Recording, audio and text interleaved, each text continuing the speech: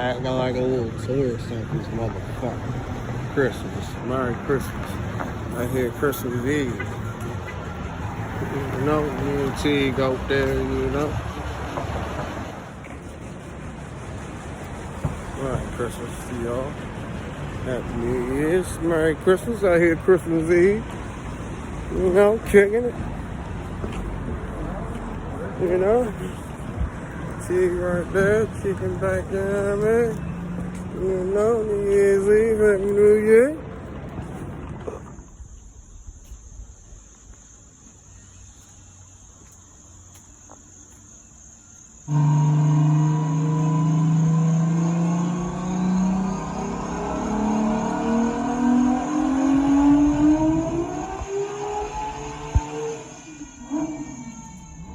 Came back out to the salvage yard to pick up a few things.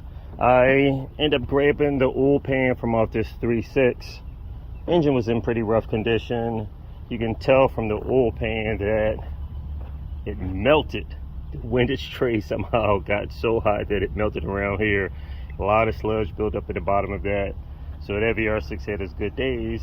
And I came back as well to grab the intercooler from off that International bus. It was an excellent fit for the TT projects, and I could possibly use it for a TT or S5 future project. But next step is to walk back up the hill all the way up top, and you can see the buses right all the way up, right close to the building, and start snatching off the intercooler from off that. Back up here at the top of the junkyard to grab this back up here to try to remove this intercooler, and it's a big task to get this off. This whole radiator assembly has to be removed off of here, and it's housed into a frame. These bolts have to be unbolted, the whole assembly lifted up, and this frame taken apart. So there's a bolt here, a bolt on the other side over there, and that it secures the intercooler, and it's one underneath on each side. Had it only been just these two bolts, you can take this off, and they had like a pin with a bushing that you push down and press it into position, then that would have been a lot better. All you would have to do was take the top two bolts off, take the top guard off, and then just raise the intercooler out of the frame. But unfortunately, the fan shroud, all of this has to be taken off, just like I did on the vehicle yesterday right here. So you can see the top part of the frame, the radiator assembly, all of that had to be removed. At least this was a little easier because the front cowl wasn't on the vehicle like this one. So it's a lot tighter in this engine compartment just to get this out. Hope it's worth it, but we'll see. Steadily unbolting the accessories off of this so I can get this whole front end out. Radiator core assembly. It's been hit on that side. You see a kink in the bumper, so it's kind of wedged in place, and it's definitely challenging getting it out. I was about to call it a wrap because it looked like there was some type of leakage right around this area in the intercooler section. So I got a white napkin and just wiped around it, and it didn't appear to be oil, that's dirt coming off the front, but if it was like oil from it blowing through the combustion chamber, getting blow by from the turbo or something, then it would have been dark. So I'm gonna keep moving and see how far I can get with it. This core assembly was so seized up in the position because this had been hit. This bumper's buckled up right here.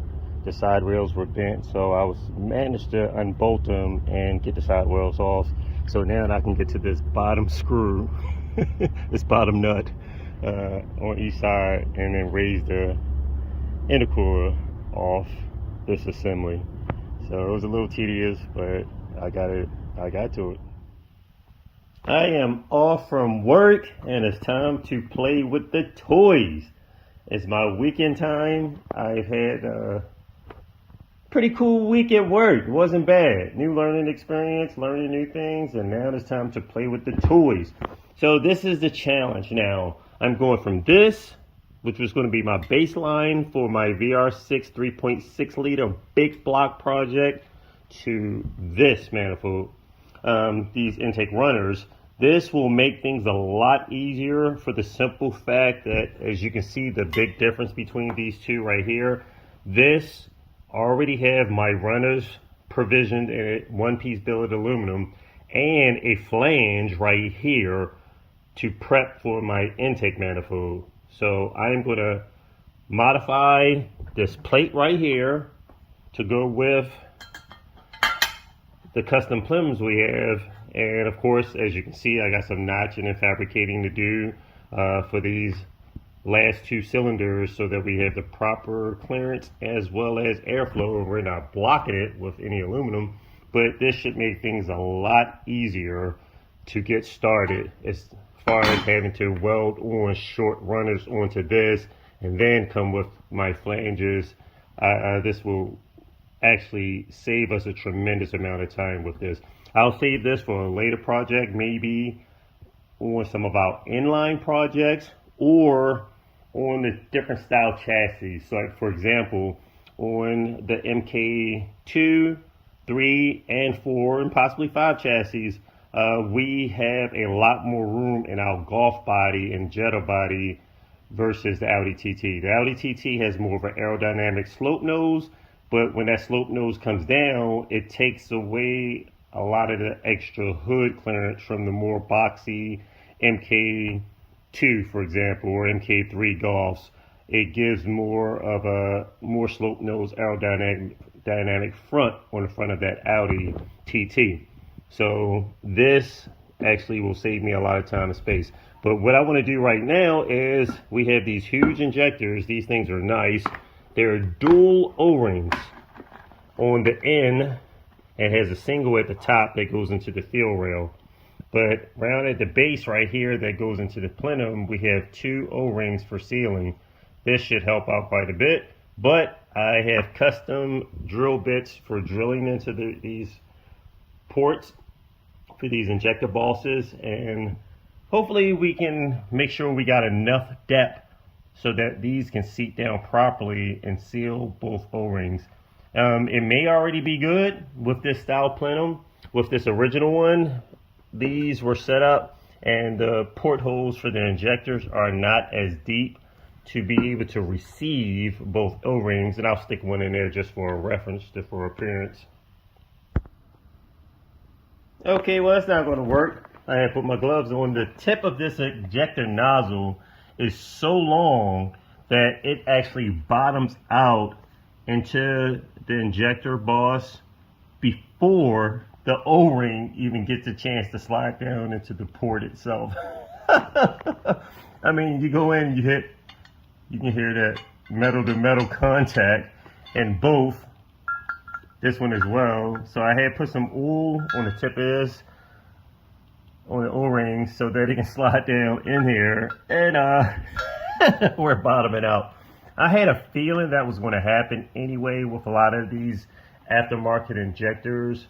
The tips a lot of times are a lot bigger. These will flow a tremendous amount more fuel. I mean a tremendous amount. Let's see if we can kind of get a better look at this. Check that out. That is beautiful. Look at all those holes to shoot fuel in there. These bad boys will flow some fuel. Anyway, I knew that going into this, so therefore I purchased several different injector tips, and let's see if I can get this off. These are in there pretty tight, but you can kind of see the difference on the tip itself, how long that is. Check that out. See, that is long, and that will give extra provision for the tip of these to go down in here. See, that matches up excelente. So I already knew that going in, and I will have to pre-drill each one of these ports, which shouldn't be anything major, but enough so that we can get in there deep enough and allow both O-rings for proper seating and sealing. Another thing I would like to point out is you can see the difference in the size of the holes, for example, and the runners up front with the flange forged into it. Look how big the holes are, and the second ones, these are a lot smaller. I mean, a lot smaller. These were already set up, the ones on the front, for bigger and larger injectors to fit into the ports itself. But either way, this luckily is a lot of material on this front set of runners, so that I can drill through to get the tip in, as well as still have plenty of room for seating the injector bosses. The holes on the second set back here, these are a lot more shallow. I would still be able to manage to get both O-rings to seal in here by drilling, but it wouldn't be much material left once I finish drilling. Meaning that if you go too deep, you can literally push your injector into the port, both O-rings will go through, and if you go too far, you will actually push your injector where the O-ring itself will go too far down and actually protrude through those injector bosses itself. So you want to be able to drill just enough in there to get this to kind of seat properly up into this step right here and have both O-rings fit into that port and seal perfectly without drilling too far. I would barely have enough material with this second set of runners right here, the back set, but the front set, you can see this is a lot longer on each one, so that gives us a lot more room for my modification, and this was another reason for me. Anyway, blooper, another reason for going with this set right here. Okay, the pieces of the puzzle are coming together great. I actually did not even have to drill the ports out, because this one that had the larger drilled injector bosses allowed these to fully seat in with both O-rings in here. I mean, this is great. Let's get a light and shine down in there. So as you can see, both O-rings are perfectly inside the injector boss, and with extra room, these are completely seated in there perfectly. So this worked out great. And as a precautionary measure now for my runners over here, another project, for my 16 valve GTI turbo, I had already bought longer tubes because I knew I was going to run into a similar issue with running large injectors. The injectors that we run over here in the States, I knew they were a lot bigger, flow a lot more fuel, and these injectors would need to be, in a lot of cases, are longer, or taller as in height. So I bought extra aluminum tube. So for example, this tube was the ones that came originally for this, and with these injectors in here, you can see how much room I have left in here. I mean, we got easy inch remaining, so that's the difference in size. The fuel rail is perfectly seated all the way in, and we have quite a bit more distance right here for these. So in instance like this, I bought extended tube so I can cut the tube down to size for each one. Initially, now this tube is for my GTI, so what I will do is purchase some more from my bro. In fact, I will use the tube that I bought for my GTI from my bro, and I'll purchase some more for myself. This project's already in the works. It's coming first. My GTI will be ready a lot faster, but I want to get this 3.6 on the road. So we're going to keep moving with this moving forward. But this is great. I do not have to do any type of drilling, and these injectors fit perfectly in here. I just need to extend them. And as far as holding them in place, of course, the original hardware is a lot shorter. I had already bought longer bolts and some extra hardware. So we have extra hardware. I have some silver, because these are going to go into my setup for this. And I have the black ones over here that will fit perfectly through the port down into here, thread in, and as you can see, I haven't even started threading it in, and we still have good room. I can thread these into position, and then that will hold each one of the injectors into position with keeping this fuel rail fixed. Of course, there's going to be I'll run a sleeve or a tube for each one of these provisions that's already in place, and we'll be good to go.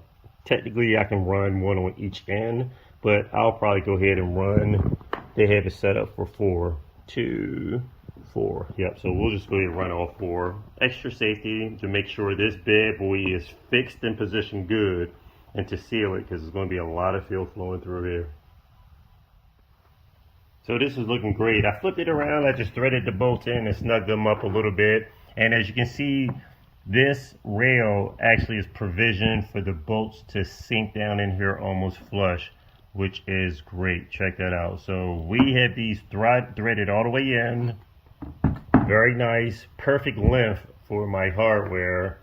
And now that I have this thing sticking up this high and far past my intake, this is the part where I have to now fabricate a face plate around this flange in order to go to this flange right here. So this would not fit perfectly on here. We would actually run directly into the plenum for reference. I could not have my hole centered without my plenum hitting. It wouldn't work. So the sad part about that is, if this was centered, the top rail will be right up against this. So I'm going to have to extend. I already have flat plate coming. I ordered some heavier duty flat plate, and I can box this whole section up around here to actually stick this out a lot further. And I probably will taper it for airflow, or I can box it either way. So more likely I'll add a little taper to it. And it may be offset because I'm more likely going to tilt the original manifold downward a little bit so that this top piece right here can clear the fill rail. So for example, I'll pretty much have this almost tapered and leaning back like this. So from a side view, I'm a lefty, so let's switch hands. Left hand over the phone or the camera, and there we go. We will look something similar to like this with this tapered back. Boxes out the way, something like that. Tilted back to clear the top rail. So I'll fabricate some type of box coming off this. Of course, I'm going to have a little more room like that, and it'll be tilted just like that. So that way we can clear that upper rail, and we'll have our additional 6 injectors for kicking out some big fuel. Back outside, back outside. I need to get back to this beast right here. Oh my goodness, it's been too long. Way too long. This is my baby right here, my project, my brother's TT. I fabricated this turbo header pipe coming to a merge, feeds into the inlet of this huge Garrett 1450 turbo, capable of allegedly 1,500 horses. So this is a monster. Right now I need to fabricate the intake manifold, so that's where I'm at right now. I ordered another flange from the UK, so it came in pretty nice, the intake flange runner. This is just the flange itself. The one I have are the complete runner set with the flares itself for the inlet ports. So I have to modify that piece and weld it to an intake plate similar to the plate that's bolted to this plenum right here. This is the plenum runner, this is the spacer plate, and it would be a lot less modifications. With this original setup that I have right here, I would have had to run short tubes, weld each tube to this into this tight area. I want to save that probably for an inline application when I do a A5 and do a VR6 setup. So I'll save that for that that type of application. But for now, that's where I need to get back started. So I'll start playing around with the intake manifold tomorrow. For now, I'm working on this baby right here. Didn't have a check engine light, but I had an intermittent fault while driving every once in a while, and I ran the codes and it popped up that it's a map sensor. I have an intermittent map sensor. So I have a map sensor now, just came in. I'm gonna swap that out, as well as the back end is up a little higher than I like. Driver's side is still not too bad, but anyway, I have adjustable perches on here. I'm going to take the perches out. These springs are very stiff, so when I put this back on the road, I put all new springs on the back and an adjustable racing suspension. Let's see if we can squeeze up under here and see that. a little tight. You can see these nice red springs. I got a racing sway bar on this thing. You can see the adjustment on the shocks itself. So this is a pretty nice setup. But what I'm gonna do is take the adjustable purchase off so that I can drop this low enough. The springs are so stiff that the car is maintaining its height. So we need to get this dropped down just a little bit more so the back isn't sticking up higher than the front, looking like an old school hot rod, which I don't like. I want this dropped a little lower and tucked. So I had it tucked too tight to the point where it was rubbing on the wheels itself, on the tires, because the other springs I had on there was not as stiff as these springs. So right now the rides are very good and comfortable. So now I think I can go ahead and try to remove these perches out of here and get this back together and swap out the max sensor. So that is what I'm planning on doing for today.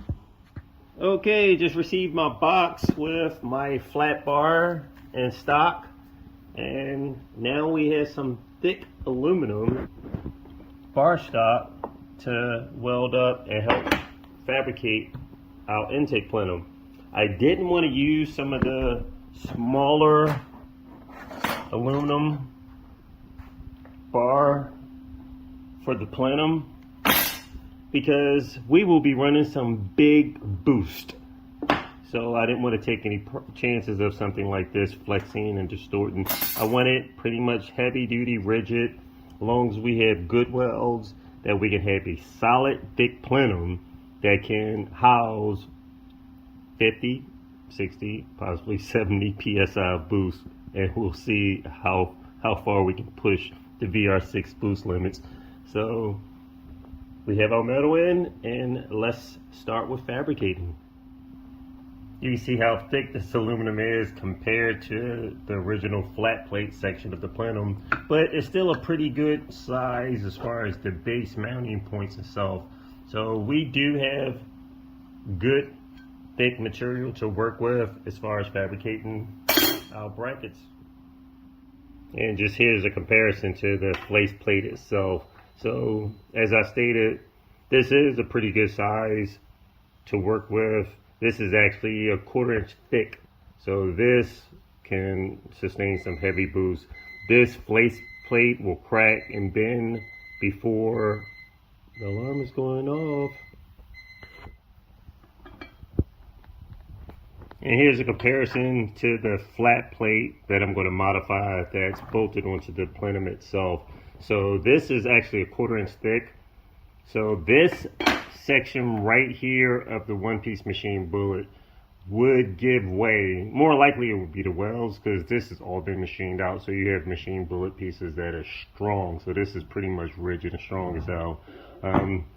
Not much chance of anything like that cracking. You will probably have to run the welds, I would assume, would crack before something like this, depending on the boost level that you're running. But either way, we have some heavy duty thick material as far as fabricating our plenum setup.